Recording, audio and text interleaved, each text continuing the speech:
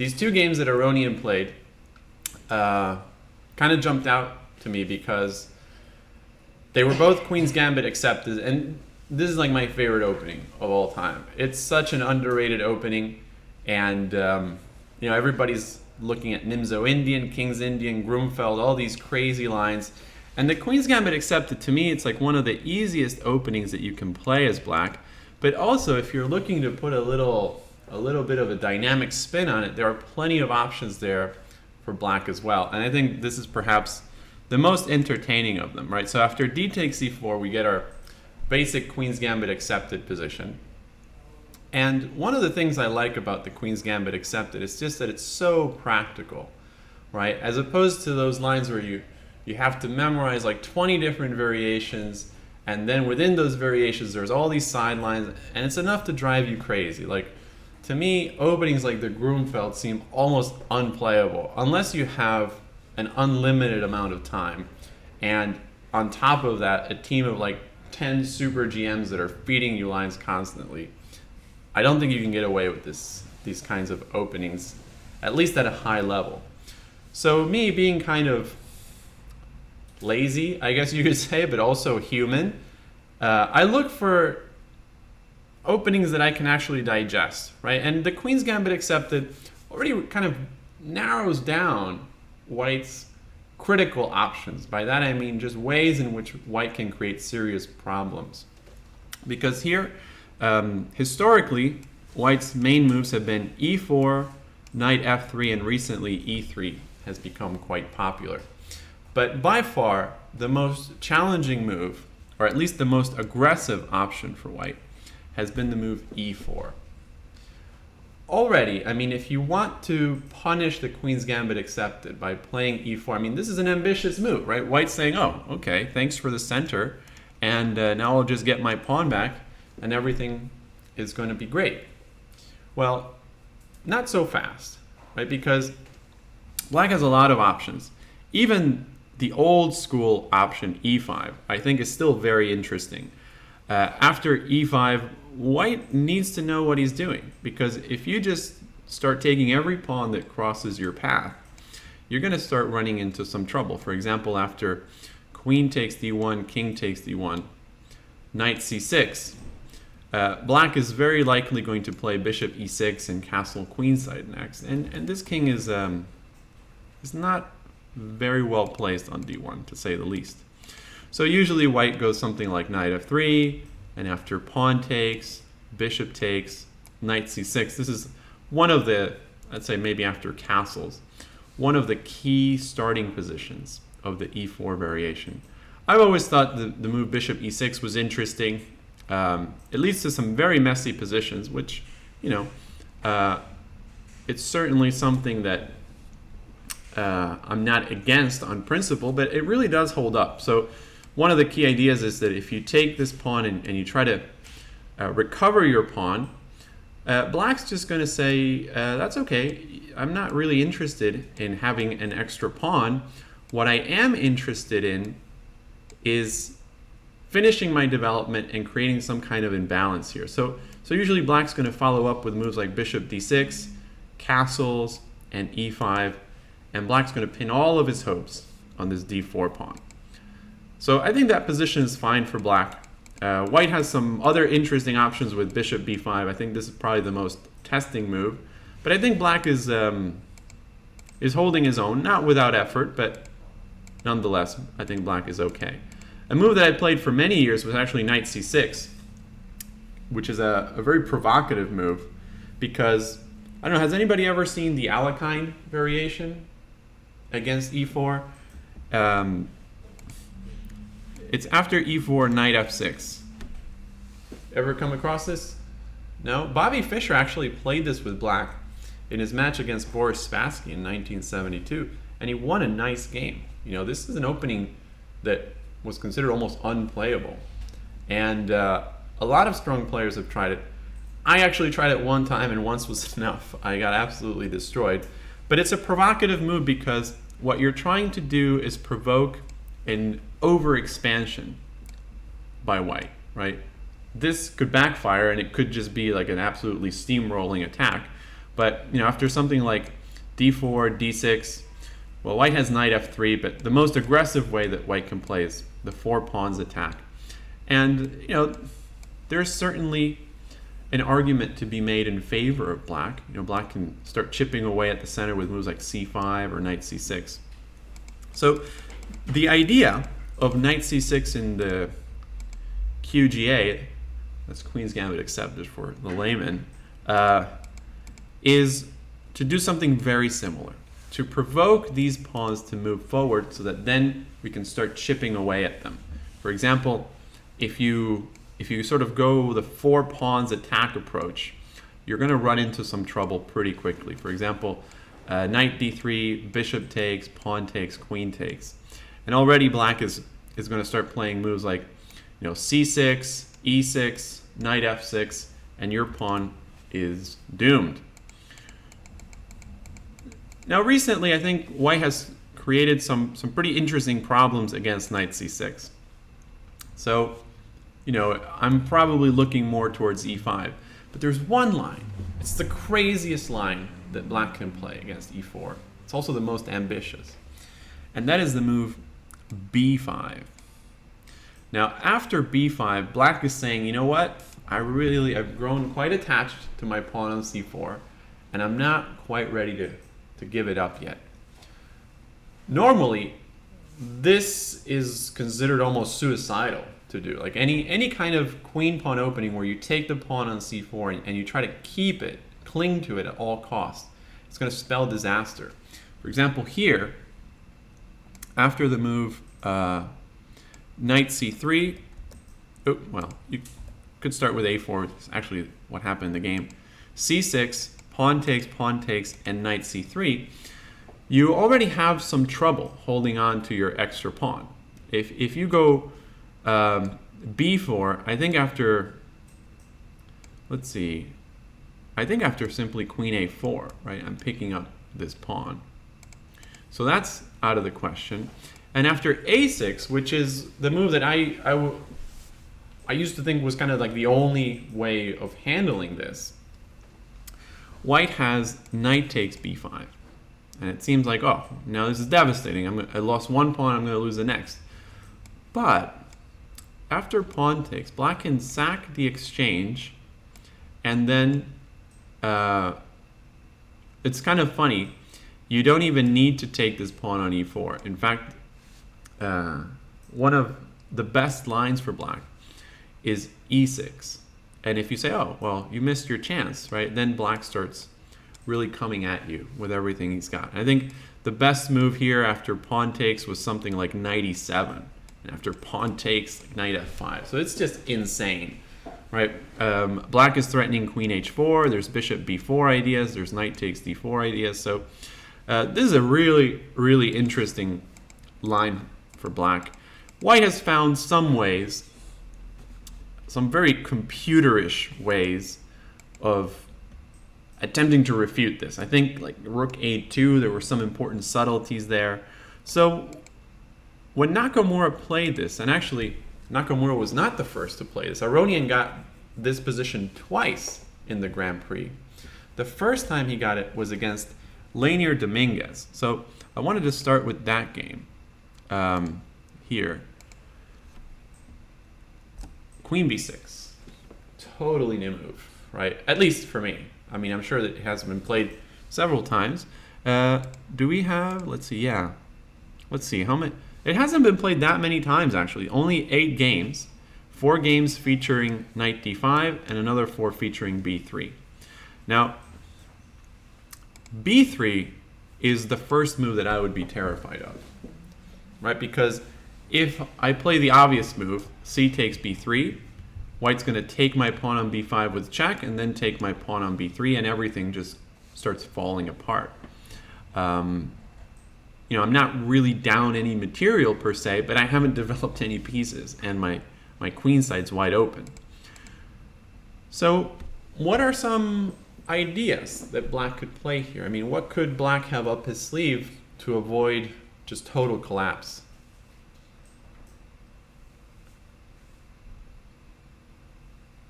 By the way, this is a very difficult position.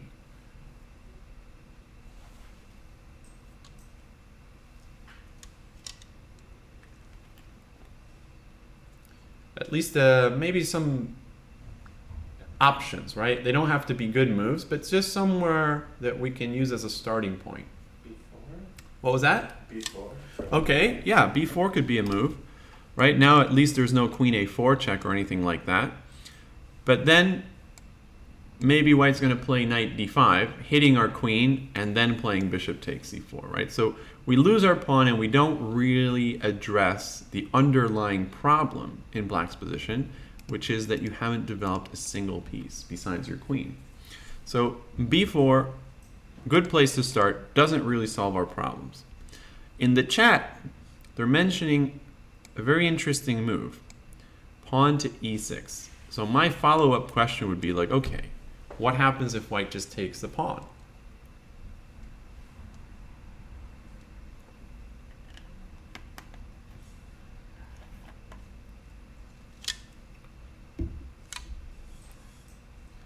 And again, let's try to remember what problem black is trying to solve. Like when you have extra material, one of the worst things that you can do is just desperately cling to it, right? To make your entire game revolve around the fact that you have extra material. That should never be the reason why you like your position. You should always be able to say something good about your position that goes beyond the material itself. Like you have active pieces, safer king, better pawn structure, something, right? Material advantage should be a means to an end, not the end itself. And when you have that extra material, I feel it's a useful attitude to see that material as a bargaining chip, that it gives you bargaining power, that you can give it back in order to get something in return. And that's exactly what black is doing here. Right? Black is giving back a pawn, but now black is going to start bringing his pieces out with several annoying threats. Right? First, bishop b4, attacking the knight, pinning the knight. And if you play something like knight g2, right, defending the knight on c3, then I can go b takes c4. And it's true. These pawns, they're not the prettiest pawns I've ever seen. But again, we're not that concerned about keeping the c4 pawn, although it's not going to be easy to recover it for white. But rather, we want to play moves like knight f6, castles, rook d8, putting pressure on d4, knight c6, putting pressure on d4. If need be, we can play a5, bishop b7, putting pressure on e4, maybe bishop a6 if we need to defend the pawn on c4. So all of a sudden, all of these avenues start opening up for black's pieces, and we get a clear view of what we need to do. So knight g2 is not even a very good move for white. I think white's probably already on the defensive there. So black is forcing white to play some thoughtful moves, right? It's very difficult for both white and black to just go on autopilot and just make random moves. And that's one of the reasons why it's so interesting to consider this variation, because if you're familiar with it, you can create a lot of practical problems for your opponent. The best move here is bishop d2, which looks kind of scary because now your d4 pawn is hanging, right? But what happens if black goes queen takes d4?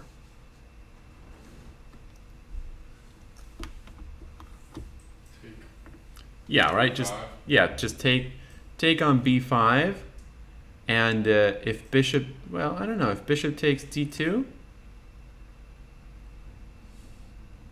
careful, right? Because if queen takes d2, then your rook is hanging on a1 with check. So what's the deal here?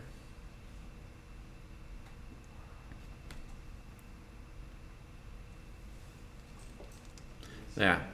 Knight e2 now? Knight where? E2. Why e2? Because we're defending our other knight and we're also pushing on the queen. Yeah, so maybe knight e2, this could work, but what if I take this pawn here? Which I'm not saying this is necessarily great, but I think that you get a much better flow to your position if you play knight f3, right, without blocking your bishop. Because now the queen is going to have to move, and here I can definitely play a move like knight takes b5, right? And after bishop takes, queen takes. I haven't really done what I wanted to do as black, right? It wasn't about winning more pawns. It was about finishing my development and putting pressure on white's position. And really the opposite has happened, right? White got a bunch of pieces out, and I'm not even up a pawn or anything. Not that that would, justify it, but it's not clear what I've gained from this. So the point is not to take on d4, at least not right away. And yeah, I think that, let's see, right after b takes c4, was this played already? So bishop b4, bishop d2, b takes c4, bishop takes c4. Yeah, it was played 4 times. Some pretty strong players too.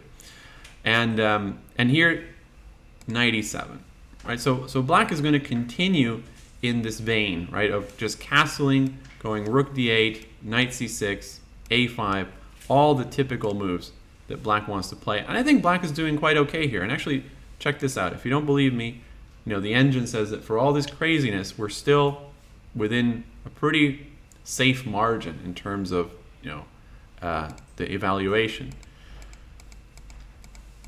So Aronian decides to go for a much more aggressive idea.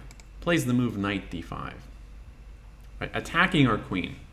It seems like our queen b6 move was just an invitation for it to get attacked by a knight. And not only that, the queen has to retreat to a kind of uncomfortable square, which is the b7 square. We would have thought that that square was meant for the bishop. But at the same time, if white doesn't have anything tangible soon, we're going to play e6, and then we're going to go knight f6, bishop b4, castles, rook d8, knight c6, and all that good stuff. So what could white's follow-up be? Right? You want to be very careful when you make an incursion into your opponent's side of the board with your pieces, because you should immediately assume that the first chance your opponent gets, he's going to start firing away at your pieces and trying to push you back. So what is white going to do here?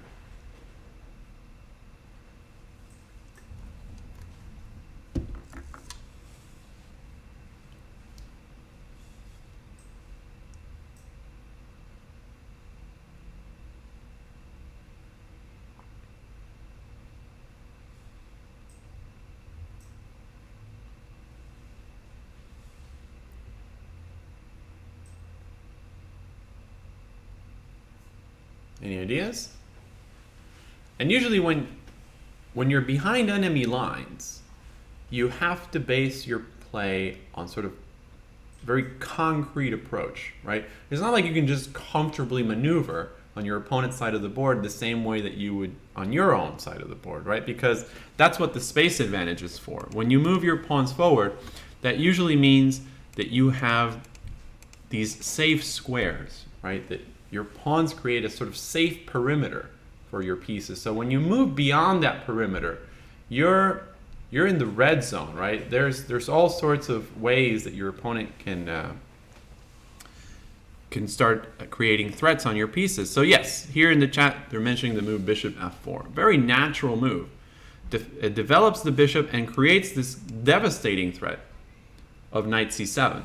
So the first thought would be, well, I'll just stop knight c7, right, with knight a6. But what happens here? This is a pretty straightforward tactic.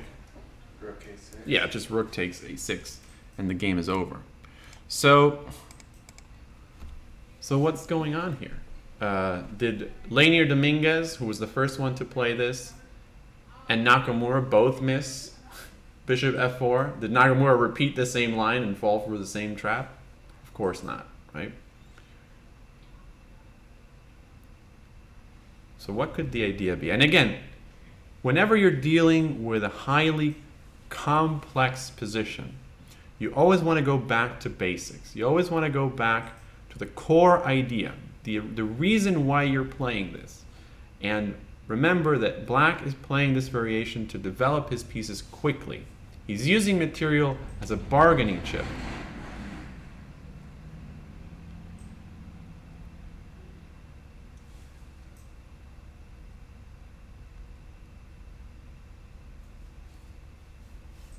E6. What's that? E6. Well, if e6, knight c7 check. Yeah, Hmm? sure. Yeah, no, Right? Now when you move the king, you're going to lose your rook. I mean, maybe you could take here, but I don't know. I think I could... What could I do? Bishop e2, knight e2, bishop e3. I got to be a little bit careful with this check, right? But I think I could go knight e2, and against check I could go bishop d2. And that looks pretty okay. So in the chat we have an interesting suggestion here. e5. Same idea as e6, right? We want to clear the diagonal for the bishop, but we want to do it we want in an expedited way, right? Because now you can't really play knight c7 because of queen takes knight. The pawn's interfering with the bishop. So white has to take the pawn. And now what? In the chat they were saying bishop b4. That would be very unfortunate because the knight hasn't committed to c7 yet, so I can just take your bishop.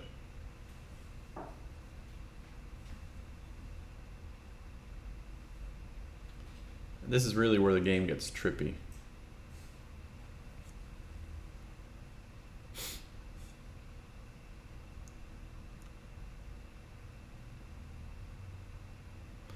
Yes, right? We keep developing. Knight d7. Now, this looks ridiculous because it doesn't stop the check. In fact, after king d8, knight takes a8. What's going to happen here? What's black's big idea?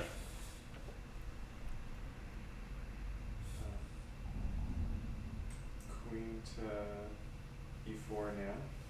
And if I do something like bishop e2,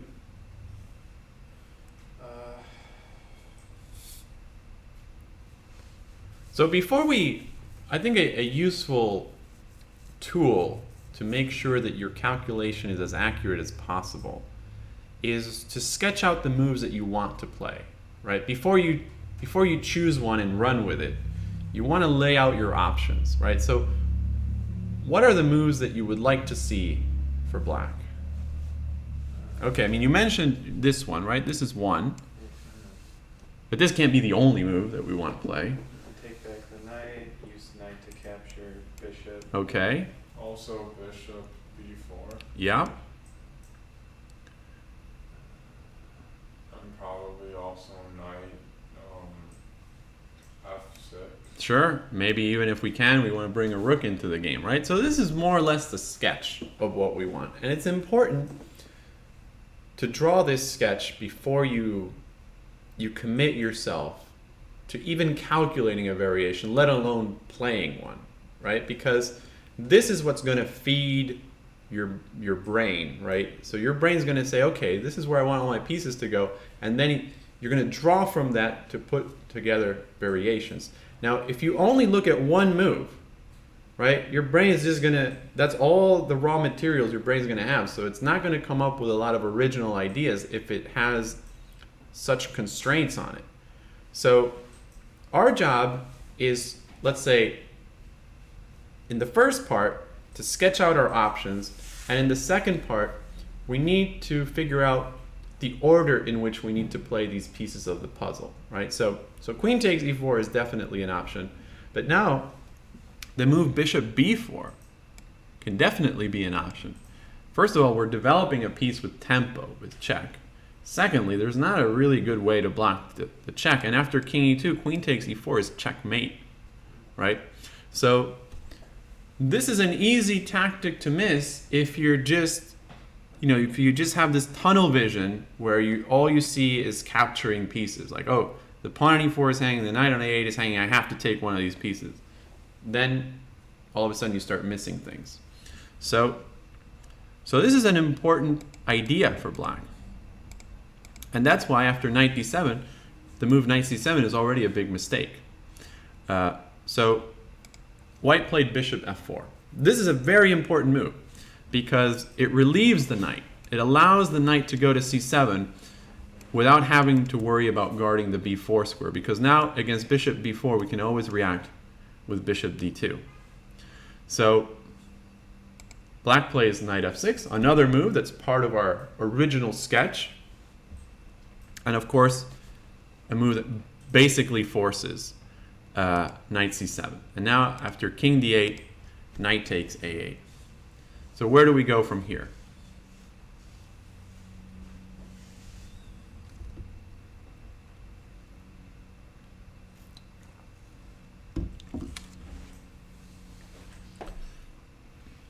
Again, what are our options? You can take on e4 right now. You can take on e4, you can give the check on b4, you could take the knight, but it doesn't really make that much sense to take the knight when you could take on e4 with check first and then just double back with the queen, right? So that's what black did. Why not bishop b4? I mean, it seems like we can get this free developing move in. What would be the problem with that? Block, and then you have to move it again. Right. It seems like after bishop d2, bishop takes, queen takes, all you've really done, besides trading these pieces, is get white's queen involved, right? And this queen on d1 was much more passive than it is now on d2. So black takes out the e4 pawn. This is a very important pawn to get rid of, because if we don't get rid of it and white manages to somehow consolidate this pawn center, these central pawns, right, this space advantage is going to do what it does best, right? And the key to understanding what a space advantage is good for is indivisible from minor pieces, right? A space advantage is only good for restricting minor pieces, right? So pawns on d4 and e4 are going to be a nightmare for the knights on f6 and d7 especially, but also the bishops are going to have a hard time finding good diagonals. So we need to completely destroy this center. After queen takes e4, knight e2, queen takes a8. This, I would say, is in a way kind of the starting position of the variation, because both sides ducked a few punches, but they were fairly easy tactics, right? At least for two guys that are in the high 2700s. So this is where the game begins, because this is where the game stops being forced, right? There are no long forced sequences now. It's all about who has the better argument, right? Black is saying, okay, you know, I'm down in exchange, but I have a pawn for it. This is perhaps one of the most common material imbalances next to sacrificing a pawn, just being down a pawn. The exchange sacrifice is a very useful tool to create imbalances in a position. So black is going to say, hey, you know, it's not so much about the exchange. I have this 3 against 1 pawn majority on the queen side. You know, I have this potential for activating my pieces. I have a clear path for where I want to put my pieces. Meanwhile, what's your plan as white? What are you going to do, right? Remember, you never want to justify your position in terms of your material advantage. You never want to answer the question, why are you better? Because I have an extra exchange, because I have an extra pawn. That's not a good answer, right? You want to say, well, because your king on d8 is vulnerable and I'm going to attack it with this move, that move, and this move. Or, you know, you have a weak pawn that I can target with this move, that move, or this move. So how is white going to play here? What's white's idea?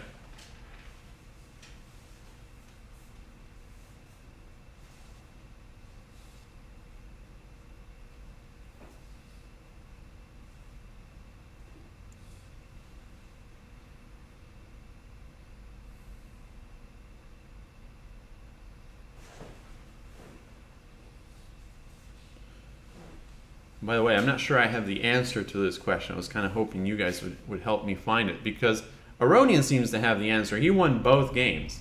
But actually, I'm not so convinced about the positions that he got. first thing I think of in this position is trying to castle on the king side. Yeah, and how would you do that? Because it certainly doesn't seem like the easiest situation for castling, right? I'd move my knight to c3, Yeah. and then if the pawn attacks my knight, e4. No, Mhm. never mind. But let's say black doesn't attack any of your pieces. Let's say black is very cooperative, and whenever you create a threat, he just defends, right? Maybe if knight c3, he'll go queen b7 and a6. I don't know, something like that, right? I just want to let you do what you want to do because I want you to show me like what's your best case scenario. Probably c3 and then bishop e2 Yeah. castle. Mm-hmm. That would be great, right? Now, there's also some questions about whether your g2 pawn might need protecting or not.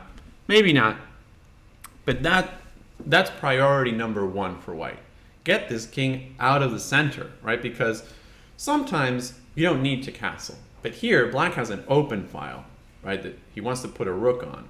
He's got the check on b4. You know, he's got knight coming to d5. You know, you really have no time to waste. So white played queen d2, which I thought was a very strange move because it has nothing to do, seemingly, with getting your king to safety. But let's see, was that the move played in both games? No, right? Later, Aronian would play f3. But now, after queen d2, wait, is that? Oh no, in the first game against Dominguez, he played f3, actually, which is interesting because this move actually does make sense. He's figuring, okay, I'm blunting the queen's diagonal, so there's no pressure on g2. I'm controlling the e4 square, so maybe I can go queen d2 without having to worry about knight e4. And my next step is going to be maybe knight c3, bishop e2, and castles, right? So here, black played knight d5, which makes sense. Bishop g5 check. Notice that if we want to go knight c3, we have to do something about this bishop. And where do we put that bishop, right? If we go to g3, now we have to worry about moves like knight e3. It looked pretty scary. Also, we have to worry about bishop b4, and we don't have bishop d2 blocking the check, so we would have to go to f2. Maybe not the end of the world, but okay, also not ideal. So Aronian decides to throw in this check to force f6, and then he brings the bishop back to d2. So he covers e3, he covers b4, and he's just trying to hold down the fort so that he can go knight c3, bishop e2, and castles. So black plays bishop d6, bringing the bishop out and making room for the rook to come to e8. And after knight g3, we see that another important point behind f3 is that it provides support for the knight to come to e4. Now, if rook e8, which I think, no, it wasn't played. If rook e8, we want to be a little bit careful, right? Because after knight e4, what's going to happen? Yeah, just f5, right? And we lose the knight and the game is over. So after rook e8, we want to be careful as black not to make our opponent's job easier than it has to be, right? When we look at this position, we know that white is trying to go bishop e2 and castle kingside. So we want to look for options that make this harder. Now, when you look at this purely from black's perspective, you're like, oh, I want a rook on e8, right? So I should just play rook e8, check. It comes with tempo. My position is better than it was before. But all you're really doing is helping white because white wants to play bishop e2. So that's why Hikaru played the move queen b8 here. Now I'm actually creating problems for you. I'm forcing you to make decisions. If you play your natural move bishop e2, black's going to take on g3. And after pawn takes, queen takes, you have to go king f1. And okay, you've lost a second pawn now. I don't know if there's some killer move here. Probably not. How would you guys play as black?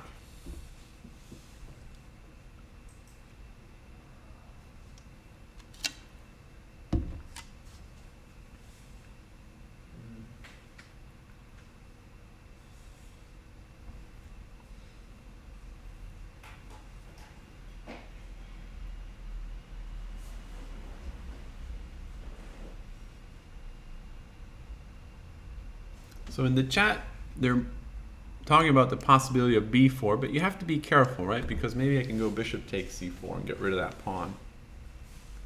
Queen E5. Queen where? E5. Queen where? Did you say e5?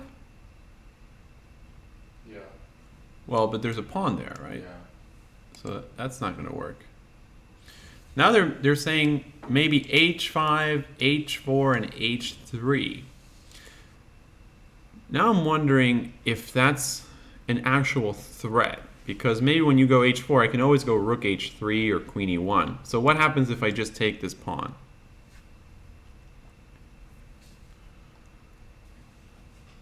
Maybe not so much for the sake of the pawn itself, but I am activating my rook considerably. And I might be introducing some ideas of bishop a5.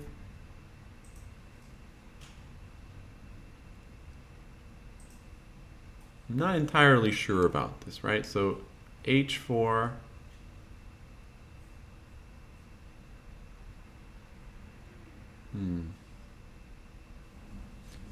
I like the comment in the chat. Just bring the knight and bishop in somehow. I like the somehow part. The somehow is really everything. So, are you really threatening anything with h3? Like if I just trade? Maybe you are. I don't know. But let's say I go queen e1. Because now if you retreat the queen, I could take on h4 maybe.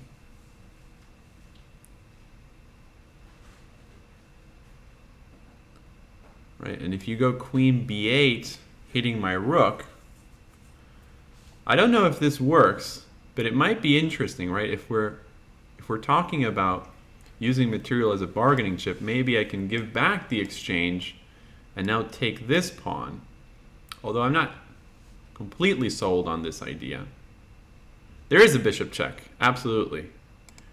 Right, I could throw in this check because if you go to the e file, then I have a discovery. So you're probably going to go knight b6. And then I was wondering if after rook takes g7, this check was a problem. But I don't think so. I think I can just go king f2. Yeah, this looks like black's position is starting to fall apart. So I think h5 is still a little bit premature, right? You still haven't consolidated your position enough to really play a move that says, you know, this is a one-sided game. I can do whatever I want.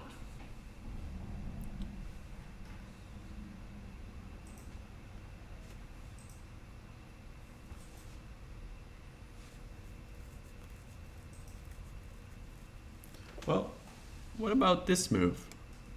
Right? If rook takes a7 is such a problem, why don't I just consolidate my pawn chain and prepare, like they were saying, this is the somehow, right? Maybe I can go knight b6 and bishop b7, and if my king gets into trouble, it can go to like c8 and b8. I can now definitely consider something like h5, h4, h3, rook e8. Let's see, what does Stockfish say? Yeah, like this is absolutely fine for black, right? So a6. Isn't that a bit slow? What's wrong with slow? Sometimes you got to take it slow, right?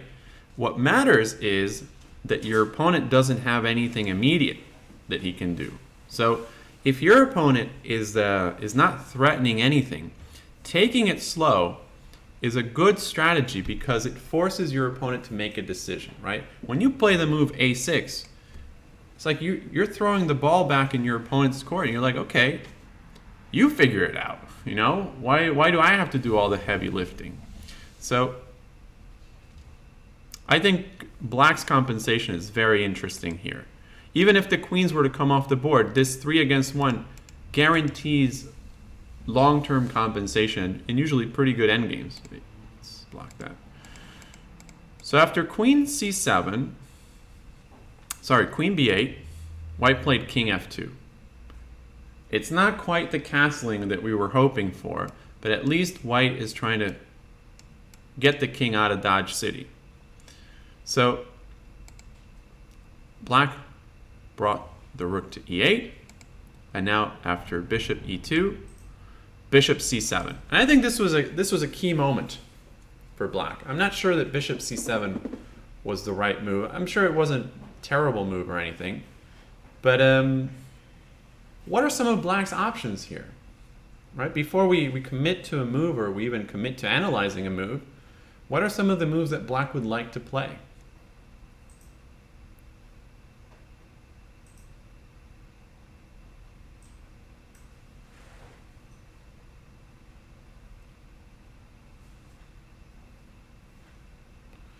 So, can we attack the isolated pawn first with the queen and then bring the knight in? Right? So, okay, I think this is an interesting move, g6, because it seeks to dominate the knight, right? White might be trying to play knight f5. That could be a problem. So g6 is definitely a good option. Anything else?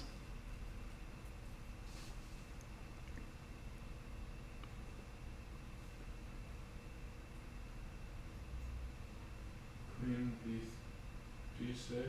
Could be queen b6. Right, putting some pressure on this pawn. I think that's what the idea of bishop c7 was, right? That black wanted to bring the bishop to b6 and attack the pawn that way. Okay, knight b6. That could be a move.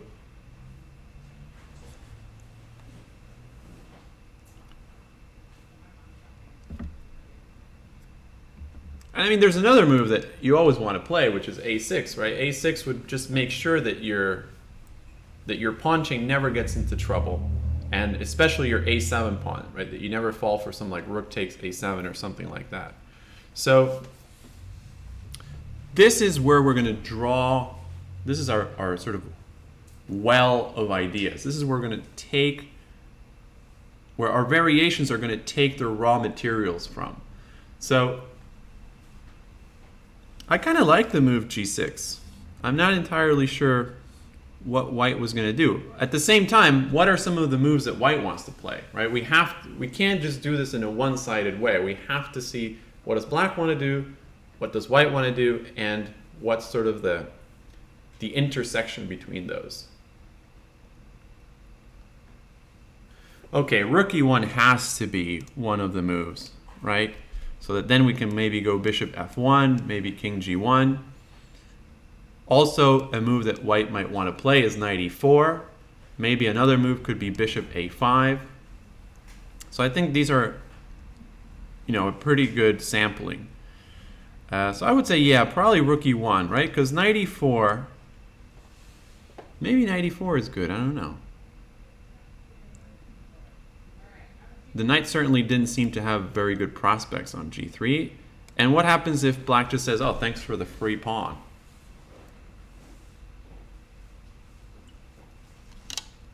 On g3, that's trapped. Okay, and is there a way to keep this variation going, to sort of keep black alive? Because yeah, if white plays rook takes h2, it's over.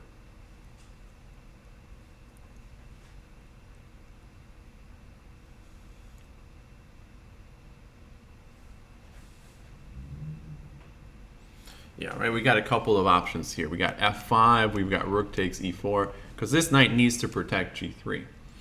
So rook takes e4 looks very interesting, especially if f takes e4, queen takes g3, king f1. It looks like we're very close. I wouldn't be surprised if something like this worked. Right, and if you take either knight, I'm just checkmating you on h3. Looks kind of cool that both knights are hanging. So after rook takes e4, you probably have to go rook takes h2.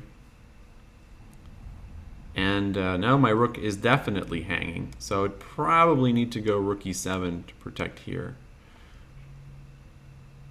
What do you think of this position? What do you think is better here?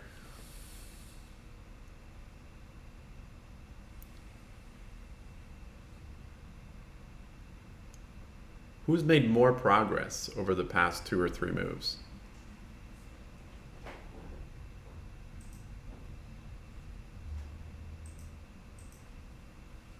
White.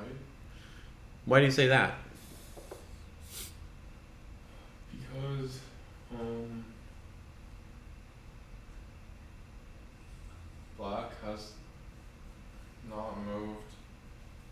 bishop and I in the 7th and 8th file. So black still hasn't really activated these pieces, which is a big deal.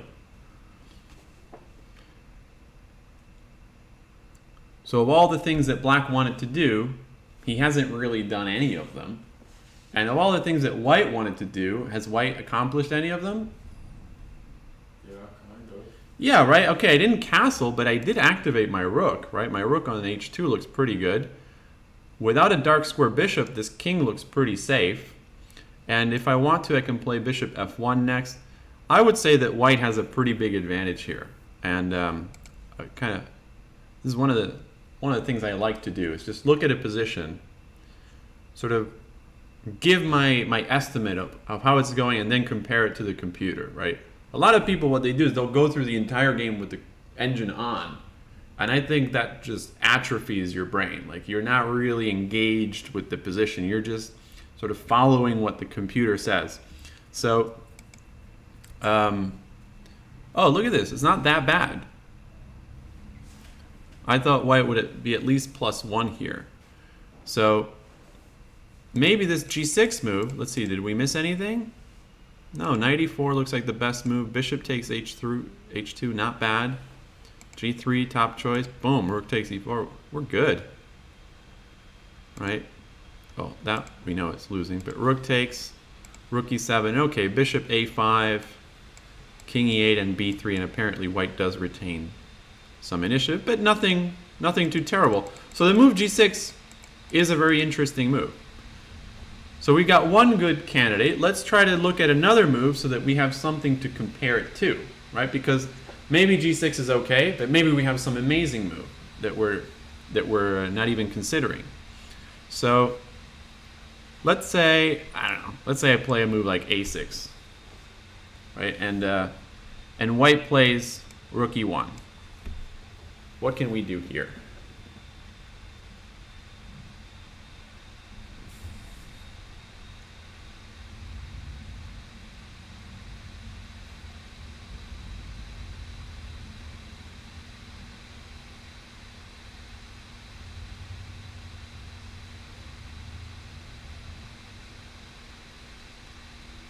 Like, how is black going to do some damage to white's position? I mean, sure, black could play like knight b6, bishop b7, and play that game as if nothing had happened. And I don't even think that would be a bad thing necessarily.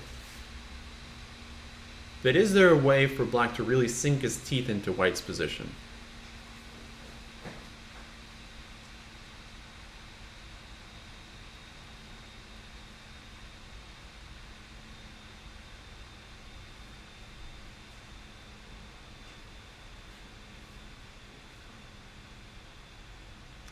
So there's a suggestion for bishop f4, but I don't know if that's really a good trade for us. I mean, in the previous variation, I was kind of missing my dark square bishop as black. I mean, if you go, trading on g3, I definitely don't like this, because I think that just relieves a lot of the pressure. I'm going to go bishop f1 next, bishop a5, and it looks like all of my pieces are finding good squares as white, right? So white is solving the problem. White's position looks a little bit cumbersome, like the pieces are stepping on each other's toes. If white can sort of get a decent square for each piece, then white is going to be better. So I don't like this idea at all. Bishop f4 doesn't look as bad, but I also don't really see you solving your problems, right? If I just go bishop f1, it doesn't seem like we're interfering with what white is trying to do. So white wants to go bishop f1, maybe king g1.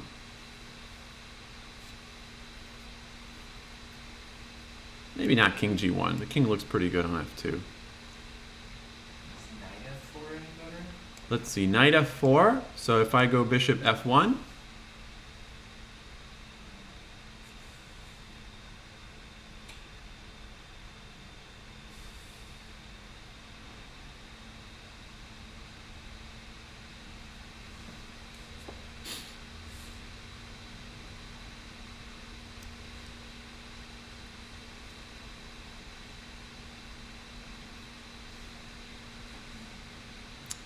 again, it doesn't seem like we're interfering, right, in any meaningful way. Bishop a5, queen d2 is coming. I can take on e8, maybe bring the other rook to e1. I can start looking at knight f5, knight e4. There's a nice flow to white's position. So when we start to see that our opponent has this kind of flow, we have to disrupt it somehow. We have to create a threat or kind of an existential problem to that setup.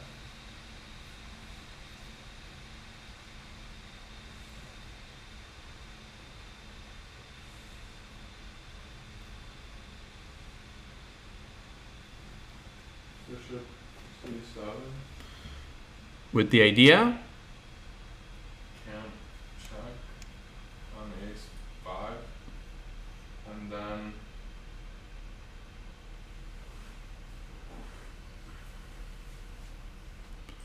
I could maybe move my.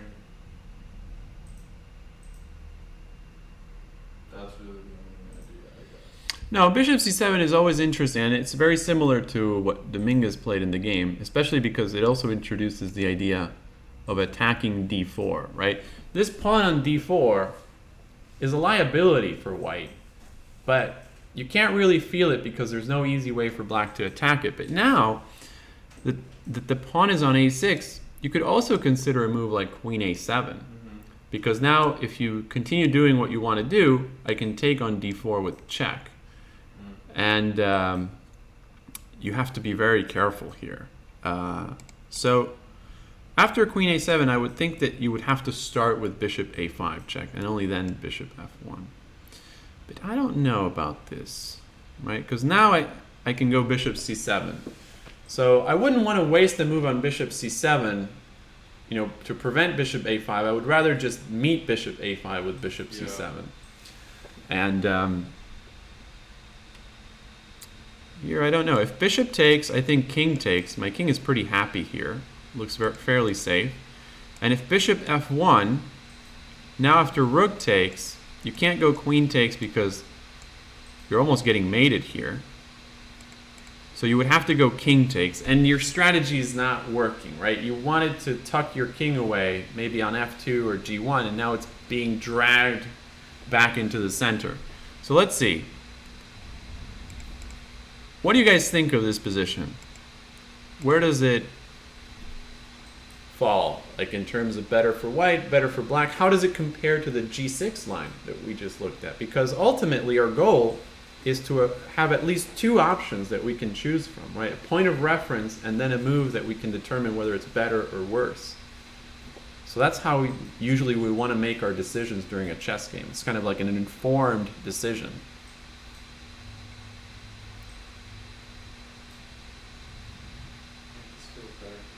Feels better? So let's see. The other one I think was like 0.5 for white. This is 0.6, so it's about the same, maybe a little bit worse. So let's see. What does the computer say? It says g6 is good. It says knight 7 to b6 is even better. Oh, sorry. So in this position.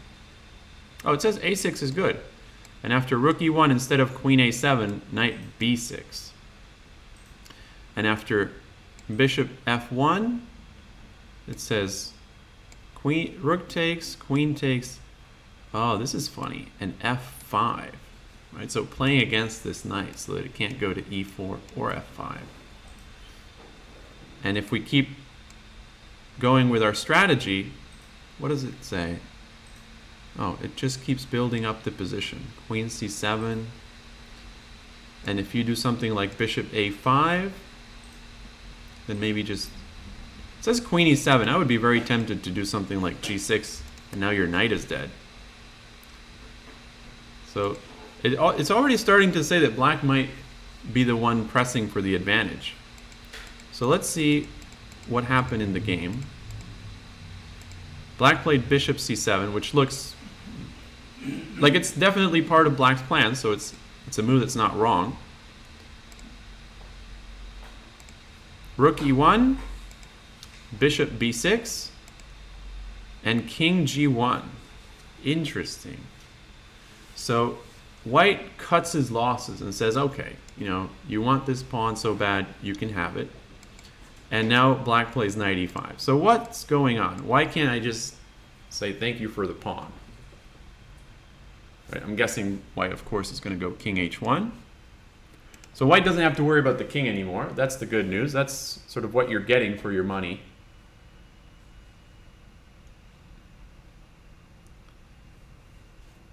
And now what do we make of this? We got 2 pawns for the exchange now.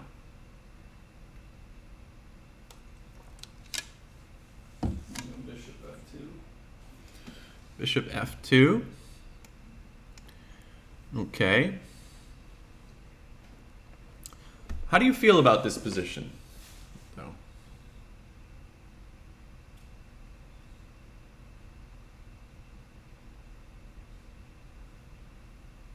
As black? Yeah. Over the past couple of moves, who do you feel has gotten closer to what they want? I still think white. Why do you think that? Because they can still play a5. Mm-hmm. And the knight on d7 and the bishop on c8 still have not moved. That's black. Okay, and how has winning the d4 pawn sort of affected our sketch of the position? Because we need to be very careful not to get swayed by the nominal value of pieces, right? Like when we're first taught the rules of chess, we're taught, oh, the pawn is worth 1. So you see a pawn, you take it, you're like, yeah, I got 1 more, right? But as you start to get better, you begin to see pieces for their relative value, like what they're actually doing in a position. This pawn on d4 isn't really doing anything for white. In fact, it's getting in the way of white's pieces. So white is happy to give you this pawn because he's getting a lot in return, right? After bishop takes d4, king h1, first of all, my king is safe. Secondly, you just helped me open up the d file. And I mean, look at all the stuff that you have on the d file. This is bound to result in some kind of problem for black. I'm threatening bishop a5. If you go bishop f2, I would already start looking at what happens if bishop a5, because your knight is hanging. And if you go knight b6, I can still take it because this knight is pinned. So the thing that I wasn't so crazy about in terms of this bishop c7, bishop b6 idea is that I don't think this is a pawn you really want as black. I think that pawn is like one of black's best pieces. You know, it's the best defender of your king. It's preventing white's queen from absolutely pummeling you on the d file. So that's why I kind of like what the computer was doing back here, right, where it was saying, what was it, like a6, I forget. Yeah, like a6, rook e1, and now it was saying like just knight b6, you know, f5, g6, queen c7, queen e7. You know, for a chess engine to not even pay attention to a pawn, you have to give it some credit. You know, you have to say, okay, maybe that pawn is really not that important. So let's see what happened in the game. Right here, king, and now knight e5. King h1 and knight c6. So black says, okay, you know, you got your king to h1, but at least I was able to rearrange my pieces in such a way that they look more active than they were before. Maybe this wasn't the original arrangement that we foresaw, right? We were looking at the knight on b6 and the bishop on d6, but maybe this is a valid approach as well. So now that white took care of his highest priority, which was getting that king out of e1, he can turn his attention to creating some actual problems for black, right? It's a lot harder to create problems when you have problems of your own. So now white is trying to blow up the position, right? If c takes b3, well, I could consider bishop takes b5, but also queen takes b3, hitting the knight first. Looks very tempting. As the position keeps opening up, things start looking less convincing for black, right? So I think that the game is already starting to take a turn for the worst. Why didn't they get, when the knight was on e5, why didn't he capture with the pawn? Oh, because the pawn is pinned, right? There's a bishop on b6. Yeah. So after knight c6, b3, c3. I think this is really the only logical way for black to play, to try to keep as many files closed as possible, because that means that the rooks won't really be able to count for much, right? Rooks need open files to really thrive. And right now, there's only one, and that's one too many already for black. So now after bishop takes b5, the point is if you take the bishop, right, you can't take the knight right away because you're just going to lose your queen after d takes e1 and your rook. But you can take on e8 first with check. And after king takes, you take on c6 again with check, and you take on d2, or maybe you just take on d5 first, and the game is over. So after bishop takes b5, it looks like black's position is about to collapse, right? Bishop d7, rook takes, and now simply bishop e1. So at this point, black is still down in exchange. Not that that's a big deal. I mean, that was an assumed risk in the beginning, but black no longer has the 3-against-1 pawn majority on the queen side. That is a big deal, right? Because that's one of the good things that we could have said about our position, that we have this long-term advantage on the queen side. White doesn't have an exposed king in the center. Black does, okay, but there's still a pawn on d4. That's the good news. And I have a pawn on c3. But I think having lost that 3-against-1 is a real problem. Moreover, I think if we had to sketch out White's position, White's going to go bishop f2, knight e4, maybe knight c5, maybe queen d3, targeting h7, maybe queen e2, followed by rook e1, and getting some play along the e file. Whereas it's very hard to propose an active plan for black. As black, you're just doing patchwork here. You're just trying to prevent the position from collapsing. So I would say that black is probably already losing here. Yeah, this is like +4 for white.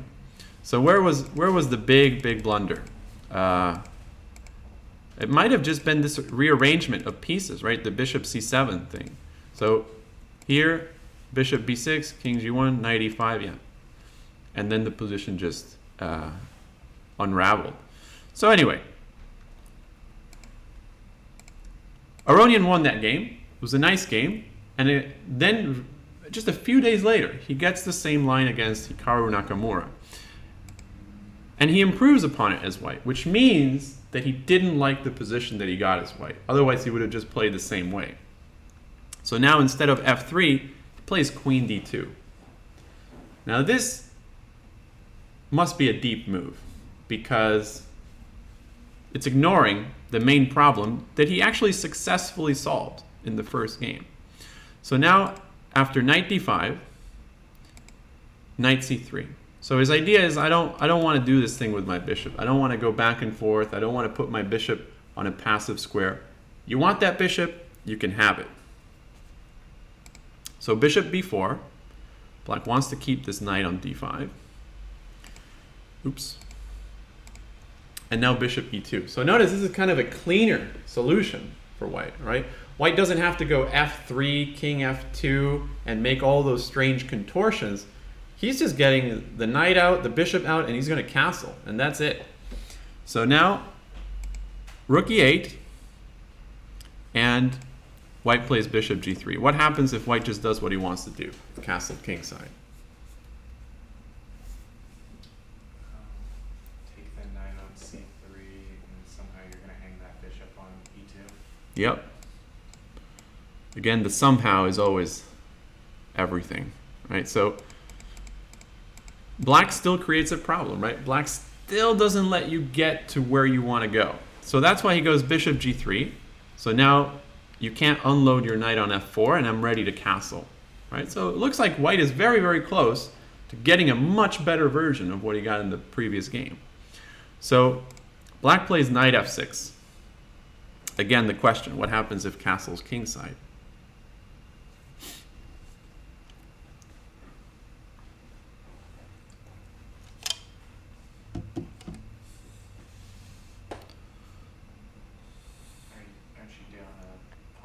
same tactic. How would you do it? I would go bishop takes, knight on c3, Mm-hmm.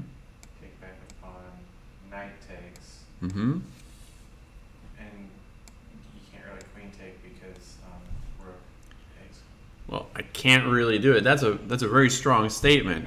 Okay. I could totally do it. It would just cost me a pawn. But in a game where we're just throwing material around like it's nothing, right? A pawn, what is a pawn to me? And the important thing is, like, what am I getting for that pawn? Right? Have I solved my problems as white? No? What was my main concern as white? Getting castle and getting the king safe. How does my king look? Safe. Looks amazing, right? I haven't seen a safer king in my life. So yeah, I mean, this is a complete. I would say this is completely winning for white. I've got moves like d5. I've got moves like queen a5. I've got moves like rook e1. I've got opposite color bishops, which means whoever starts attacking first is basically going to win the game. I would say this has to be in the neighborhood of like +4, +5 again. Let's see. Oh, +7. Yeah. So the material really means nothing here. What matters, at least if you look at it from black's perspective, is being able to hold this position together. If black can keep this as is, right? If black can consolidate this position, maybe go like a6, somehow reincorporate this queen into the game. Also, increase the pressure on c3, maybe with something like knight e4. But black needs to do something because this king is no longer a target. So we need to find something else to put pressure on, to create a problem for white to solve. Otherwise, white's game is going to get very easy, right? White's just going to go rook e1, bishop f3, and the game is over, right? So here, Hikaru played knight e4. So white's getting hit pretty hard on c3. The idea is not to win a pawn. The idea is just to overwhelm white with our active pieces. So now, after queen c2, bishop f5. So the pieces just keep flying out. Now, I don't know about bishop f5 here. I mean, what is this the only move? I mean, what other moves could we play?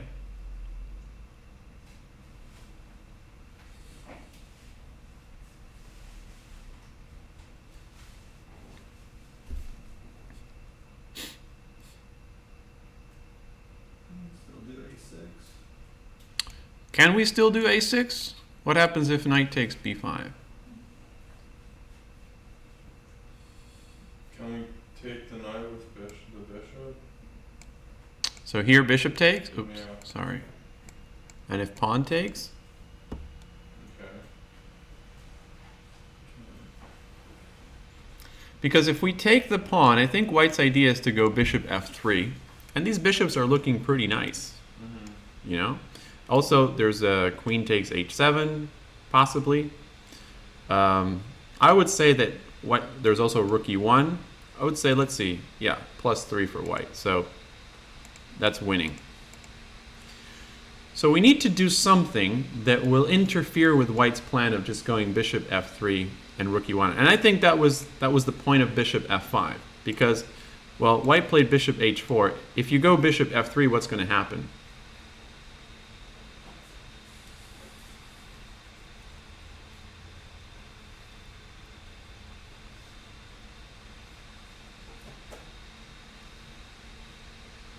Yeah, knight takes g3, right? Discovery on the queen. I'm going to win an entire rook here.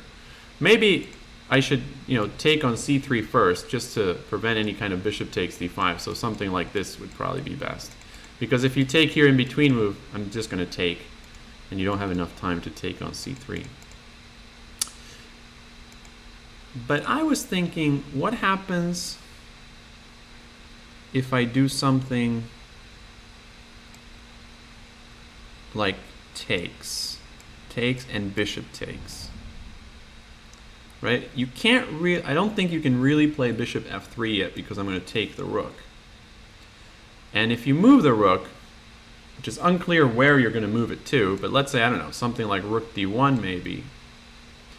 Now you have bishop f3 coming, but maybe I can hold that, right? Maybe I can do something like, I don't know, like bishop b7 or maybe bishop e6.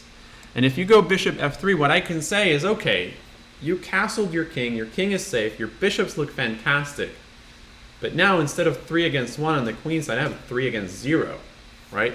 So who's going to stop me now? So you have a counterbalancing force, right? You need to create something like that. So let's see if we're anywhere in the ballpark here, right? So if knight takes, pawn takes, bishop takes, I was saying rook d1. Oh, look, it says g6. Absolutely inconceivable move. Oh, it wants to go bishop f5, right? So if bishop f3, I guess bishop f5 doesn't work because of takes. But even this is crazy. Look at this. So takes. I'm down a piece, but it's barely better for white. So it says that it's better to take with the other knight. This is curious. And after pawn takes, bishop takes, and rook b1, and now just bam, queen d5. And if bishop f3, bishop b7. So yeah, it looks like black's position is dominant. Despite white getting the safe king and the active bishops, I have the 3 against 0, the knight is stable, I've got this nice battery, centralized my queen, and yeah, it looks like if white's not careful, white's going to be worse. So,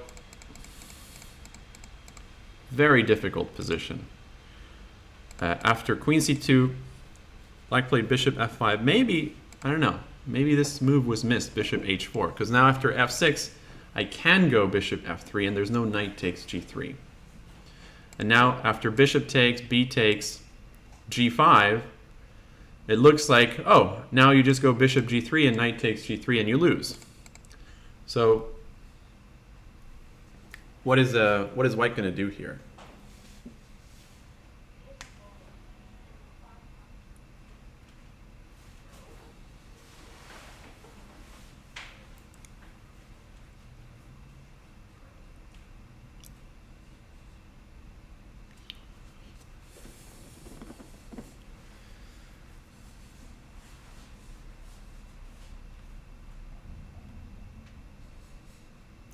Yeah, so here in the chat they found or remembered the right move. First, white threw in rook e1, so that if you go pawn takes, bishop takes, I'm just trading off a bunch of pieces and your king's going to be in trouble. So black played knight f4, bringing the queen into things, and now queen a2. And the point is that white has identified the lifeblood of black's position. It's the pawn majority on the queen side. So now, if something like g takes h4, after queen takes a7, your position is nearly collapsing. Right? I'm threatening rook a8, rook takes, and then to take on e4. And this tension is just killing you. And you don't have the 3 against 1. So black played queen b7, and now after queen takes, it's kind of similar, except there's no rook a8 to worry about, but you didn't take the bishop. Right? So now after takes, f3, rook e2, I guess if you just take, bishop takes, and you're just down in exchange for nothing, basically, right? Because 2 against 1 is not nearly good enough. So after rook e2, bishop f2, b4, takes, c3, takes, king h1, and this pawn is easily stopped, right? Because these two minor pieces against rook and what? 2 pawns. Rook and 2 pawns against 2 minor pieces is usually kind of a winning advantage, unless there's like some very specific exception. But here, basically, white's going to do whatever he wants. So just going to wipe out all the pawns, and I think he must have resigned pretty soon. This looks pretty hopeless. So f5 is coming for h7. Yeah, okay, and he resigned. Anyway, I thought these two games were really interesting. Even though white won both games, you might say, oh, this line is just bad. But the struggle was very interesting, and black was always so close to making it work. But of course, you know, if you see two guys like Dominguez and Nakamura lose, it means that this must be a difficult position to play. In any case, thanks for coming out. Thanks for watching. I hope you enjoyed it, and I'll see you guys next time.